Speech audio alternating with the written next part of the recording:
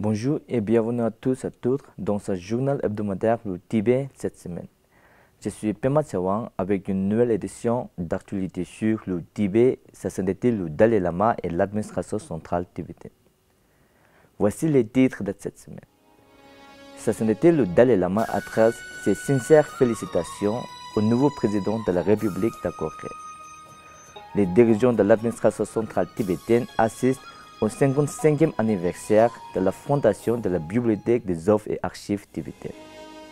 Le département de l'information et des relations internationales organise une réunion annuelle et une formation pour les représentants des bureaux du Tibet au Japon. Martin Scorsese assiste à la projection du film Kundun au Festival de films Tribeca de New York, organisé conjointement par le bureau du Tibet d'ici et le Compagnie internationale pour le Tibet.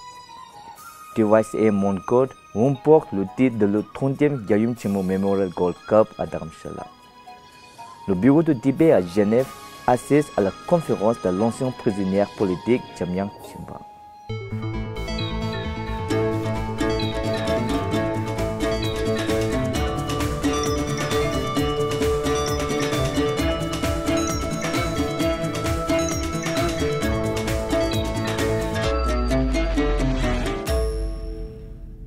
Sa sainteté le Dalai Lama a écrit une lettre de félicitations à Yi Jae-myung pour son élection à la présidence de la Corée du Sud.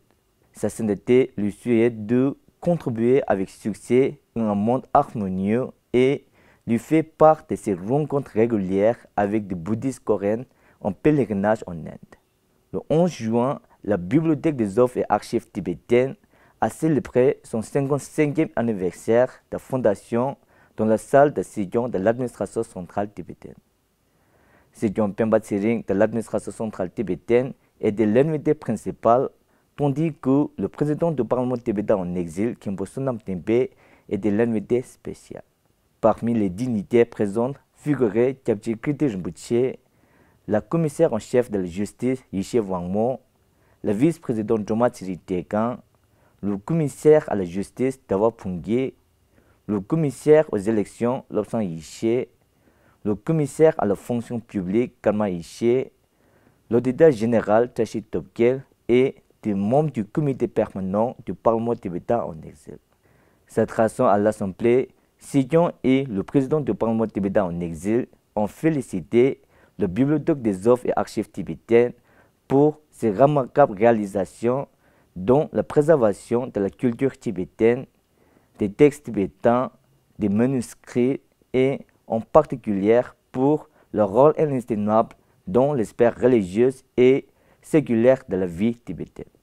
Suite à la conclusion de la 9e Convention mondiale des parlementaires sur le Tibet au Japon, la ministre Nonjin Joma du département de l'information et des relations internationales de l'administration centrale tibétaine a présidé une réunion annuelle de 2 jours avec 13 représentants et coordinateurs des bureaux du Tibet dans le monde entier le 6 juin. Une formation au protocole de 2 jours a ensuite été organisée pour la même équipe.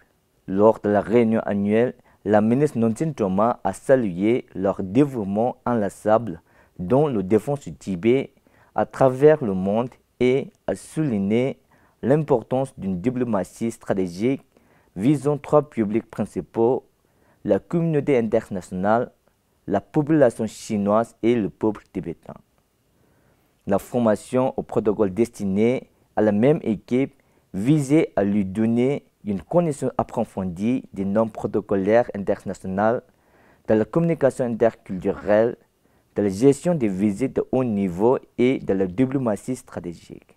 Marc Verhel et Marcel Lachemillet espèrent un protocole de haut niveau de protocole international, une société de conseil international spécialisée dans la conduite professionnelle, les compétences interpersonnelles et le développement commercial ont dirigé les sessions de formation.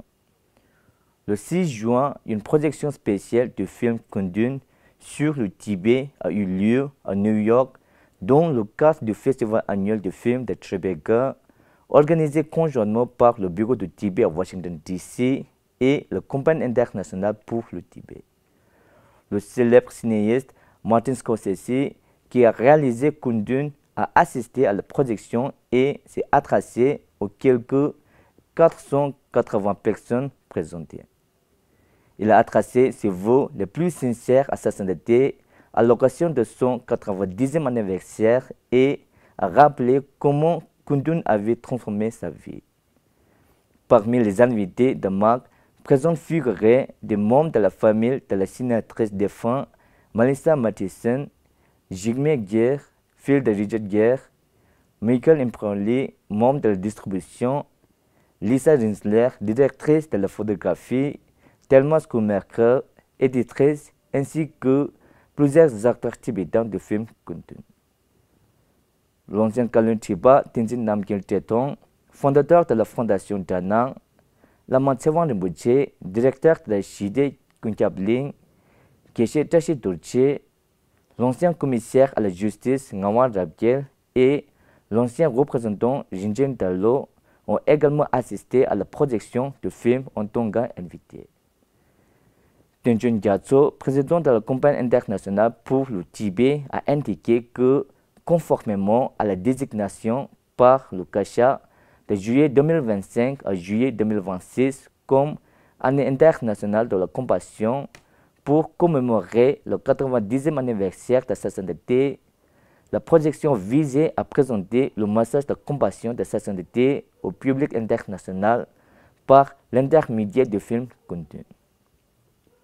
Dans la soirée, une réception a été organisée dans le bureau de Wisdom Publications à New York pour les personnes ayant participé à la production de films, ainsi qu'une célébration anticipée du 90e anniversaire de sa sainteté.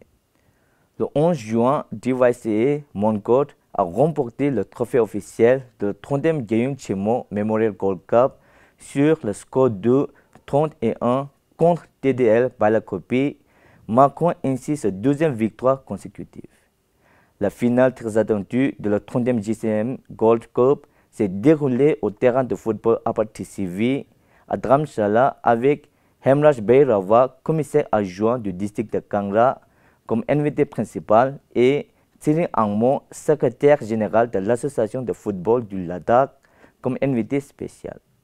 Le 8 juin à Zurich, Punso Togé, responsable de la défense des droits de l'homme au bureau du Tibet à Genève, a assisté à une conférence donnée par Jamyang Chimba, ancien prisonnier politique tibétain, organisée par l'Association de la jeunesse tibétaine en Europe. Jamyang Chimba faisait partie des 15 moines tibétains qui ont organisé une protestation audacieuse devant un groupe de journalistes internationaux et chinois au monastère de Labran Tashiki, dont le comité de Sangju le 9 avril 2008.